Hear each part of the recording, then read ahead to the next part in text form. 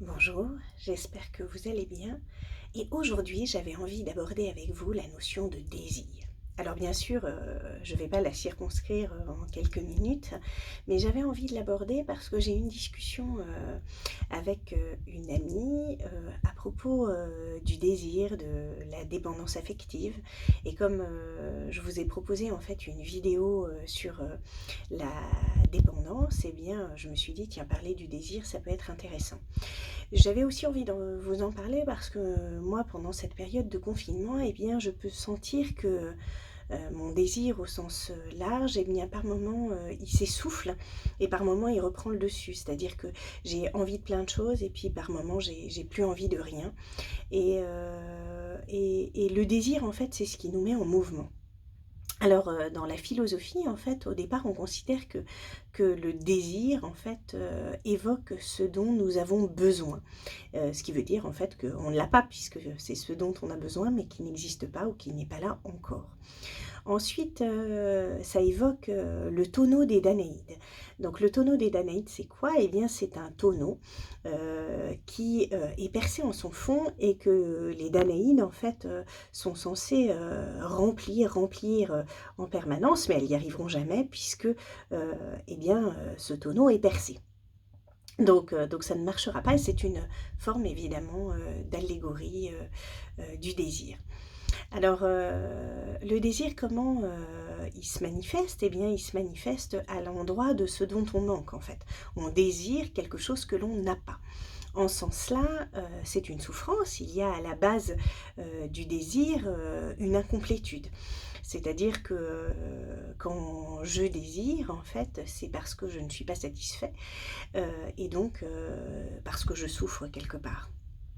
En même temps, c'est peut-être ce qui va me mettre en mouvement vers, mon objectif, vers, ce que je souhaite atteindre.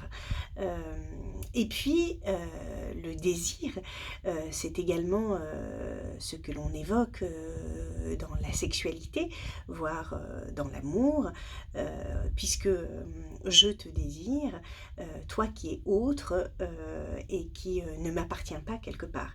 À partir du moment où, tu m'appartiens, est-ce que je te désire encore? C'est la question, qu'on pourrait se poser. En tout cas, le désir, il est ce mouvement insatiable vers quelque chose qui, nous fait rêver, qui n'est pas là et qui, en même temps, nous émeut. Et quand, j'évoquais cette notion, de désir avec cet ami, en fait, il m'est venu aussi toute cette réflexion autour, de la dépendance et des enjeux de pouvoir, notamment dans les relations, affectives. Et j'ai repensé, à ce que disait, Lacan, notamment, sur, l'hystérie puisque, la figure hystérique en fait, est une, figure névrotique et que, eh bien, parmi vous, parmi nous, il y a, des personnes névrosées, hystériques. Et Lacan dit ceci à propos de l'hystérique, il dit, que c'est une esclave qui cherche un maître sur qui régner. Alors, c'est assez intéressant parce qu'on peut sentir en fait tout le paradoxe. C'est une esclave qui cherche un maître sur qui régner. Et en même temps, je crois que ce paradoxe, eh bien, il fait partie de l'humanité, mais aussi de l'essence même du désir.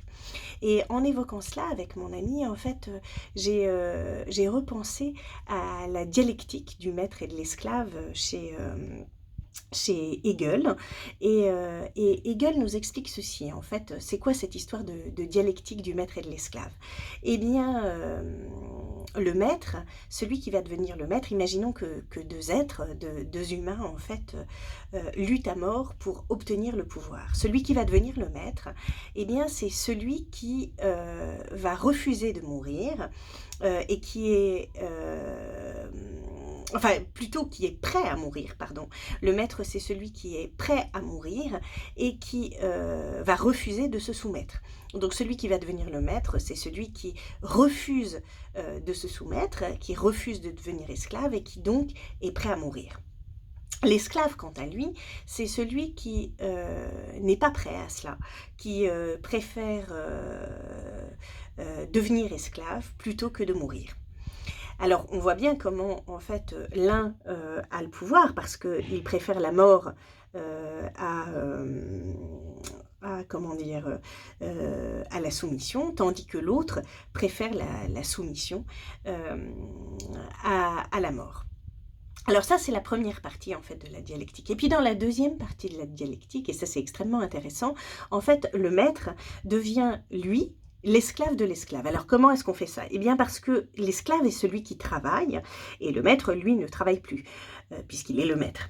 Et d'une certaine manière, en fait, l'esclave va avoir énormément de pouvoir parce que il va faire dépendre le maître de lui, puisque le maître a besoin de son esclave pour pouvoir vivre, puisque c'est l'esclave qui travaille. Et on voit bien comment le rapport de force, en fait, d'une certaine façon, s'inverse. C'est-à-dire que l'esclave a du pouvoir, ou en tout cas une forme de puissance sur le maître, puisque lui-même n'est pas en capacité de travailler. On voit bien comment la chose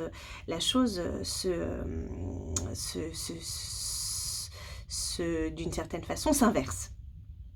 Alors pourquoi je vous raconte ça? Parce que je crois que dans le motif même du désir et du désir amoureux, eh bien, il y a cette complication ou complexité plutôt des pôles.